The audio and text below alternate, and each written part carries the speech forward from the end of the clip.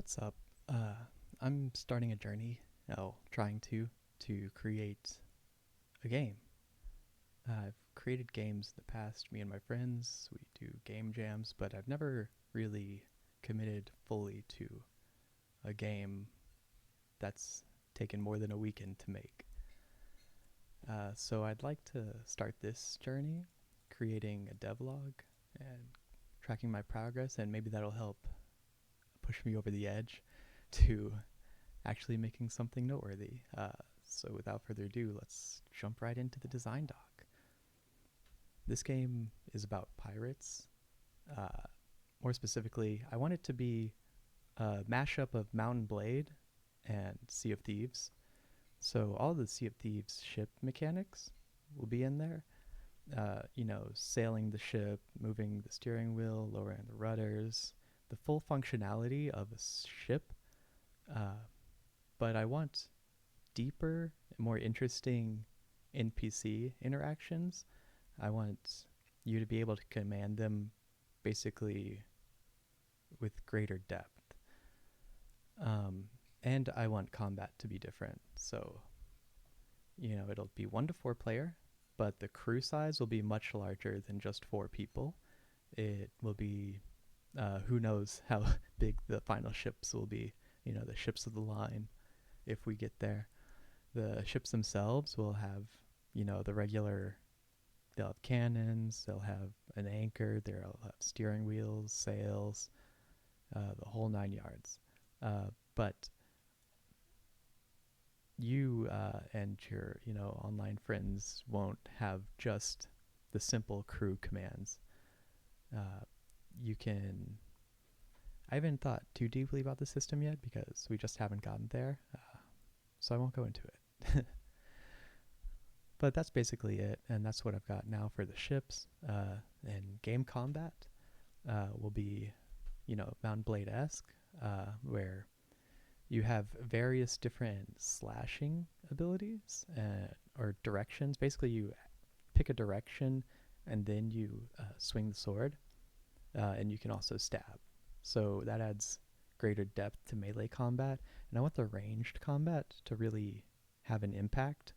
So I like whenever you shoot a limb, it eviscerates that limb basically.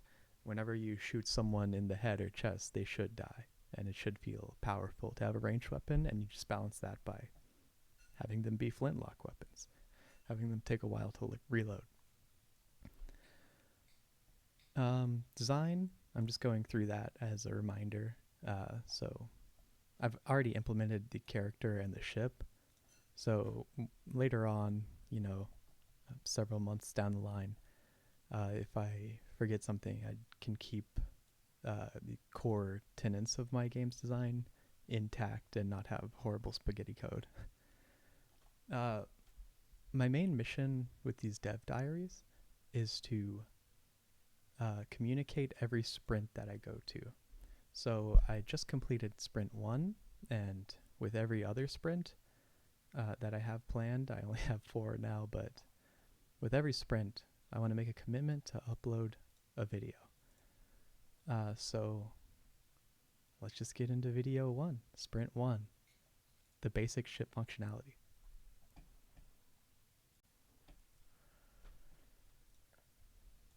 Okay, so we're in the editor. We're in ship 1, and as you can see, we got a little raft with a sail, a cannon, and a steering wheel, a bunch of other pirate boxes, and another ship. So I've made all these assets myself, other than ripping a material for the water from the Unreal Assets store. It's free. I think it's just like low poly fantasy environments or whatever.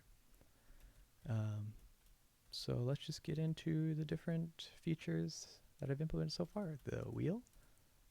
I love the rotation of the wheel. It keeps going until a certain point, you've reached max steering, and then when you let go of the wheel, it goes back to normal, like to 0. I will eventually polish that to where, it doesn't move the ship, it moves, the rudder. And by that I mean it just adds a factor of rotation whenever your ship's going forward. So, it'll rotate more the faster your ship goes, like a real ship. For the sail, I implemented my first time implementing cloth physics for the sail. So right now it's a bit long, if you can see out there. I basically added a morph target. There's one single bone there. So I want to break it up into 2 bones. And right now it's just on a lerp. It'll drag the sail down and then drag it back up. And that drives the ship forward. And then the cannon. So I can adjust the aim, and that will adjust how far it goes, overshoots, undershoots. And left click just fires a cannonball. And I don't have that or reloading mechanic because I just wanted minimal viable for this. Get the core functionality of the ship so that I can iterate. But that's fine. So whenever a cannonball interacts with anything with a health component, which everything here has one, that thing, if its health reduces to 0, will be destroyed, that actor. I eventually want to add in dependency injection into that. So I want everything in the game that can be destroyed or die to die in a very interesting way. And I wanted to scale that. So everything will have the base health component. So whenever it takes environmental damage from literally anything, it will respond in the same way, just simply calling that one core health component. But they'll die in different ways. Like characters will obviously ragdoll, but ship components, I wanted to make them have a broken state, and then hopefully later on ship engineers can come and repair those. So right now, if you shoot anything, let's try to shoot the cannon. Overshot. Right there.